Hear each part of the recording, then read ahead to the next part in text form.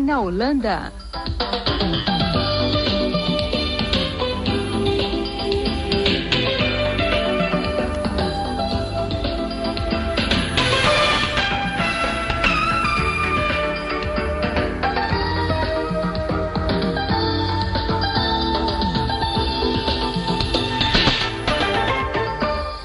Boa noite, amigos ouvintes da Rádio Nederland. Está começando mais um Aqui na Holanda, o programa que conta tudo sobre Holanda e os holandeses.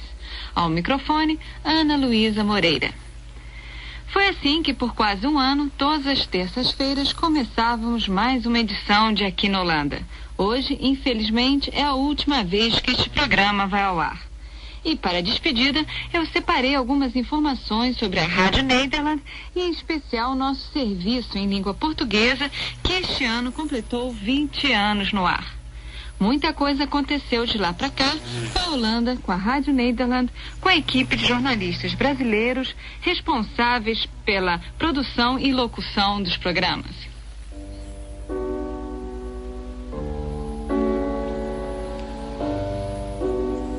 Há 20 anos atrás, Juliana de Oranje era a rainha da Holanda, a terceira mulher a ocupar o trono consecutivamente.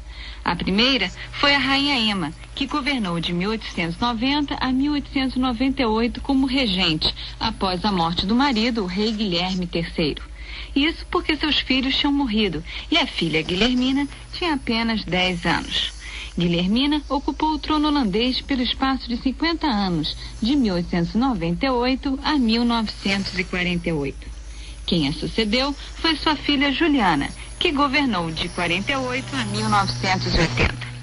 Portanto, em 1974, primeiro ano das transmissões em língua portuguesa para o Brasil, pela Rádio Nederland, era a rainha Juliana quem reinava na Holanda.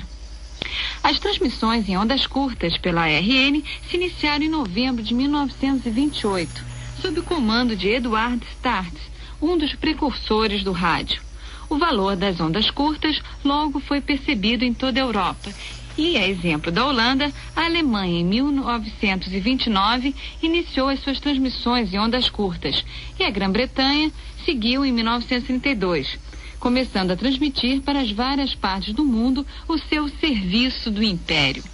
No início, as transmissões em ondas curtas serviam para fornecer aos europeus residentes no exterior uma oportunidade de contato com os seus países de origem. 10 anos mais tarde, com a intensificação das tensões políticas na Europa, as emissões em ondas curtas passaram a ter um papel político de destaque, ao refletir as posições dos países envolvidos no conflito que iria adquirir proporções mundiais.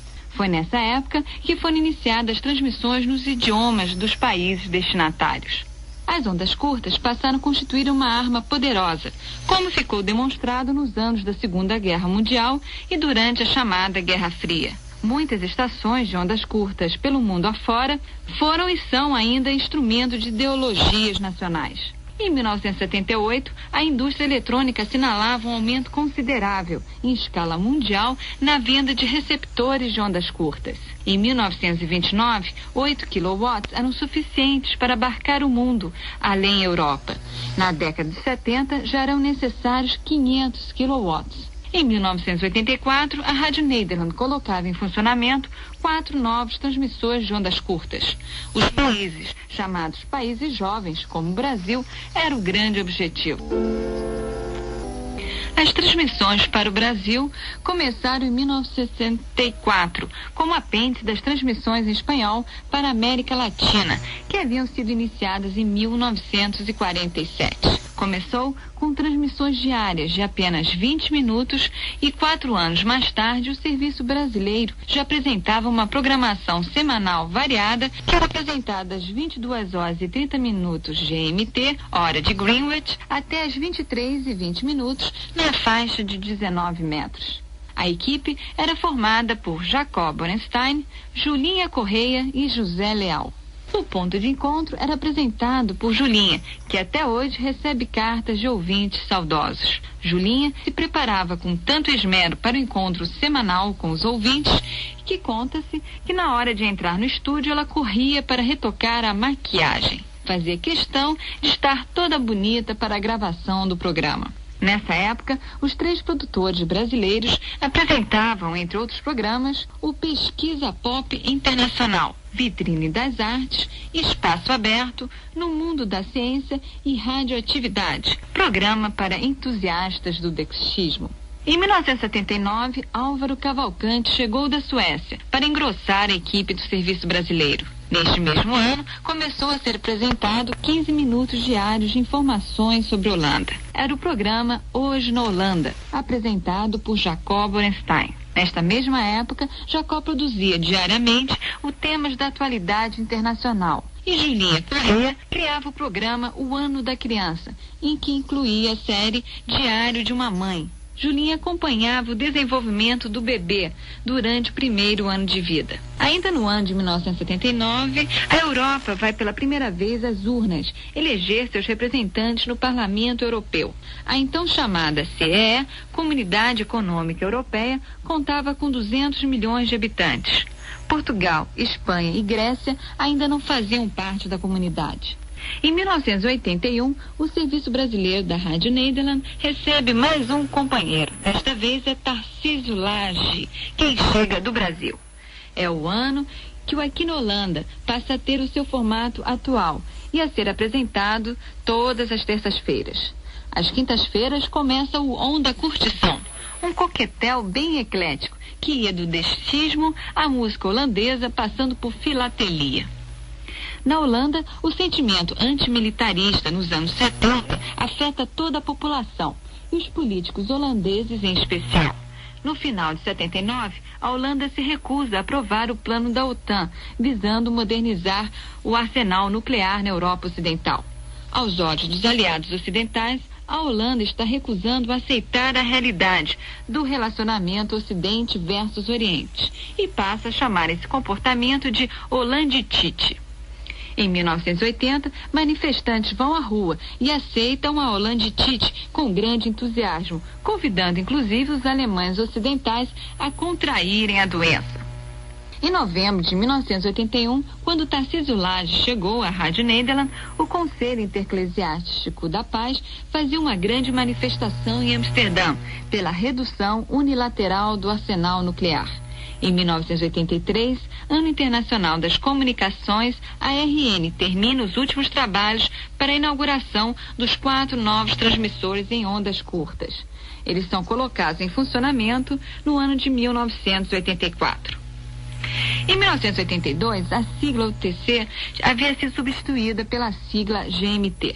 Isso porque ficara comprovado que a Terra não gira de forma regular em torno do seu próprio eixo e, portanto, o Sol nem sempre cruza o meridiano de Greenwich à mesma hora.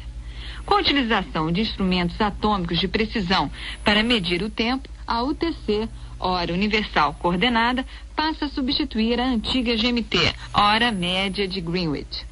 A UTC é tão mais exata que só é necessário uma vez por ano adiantar um segundo para acertá-la novamente.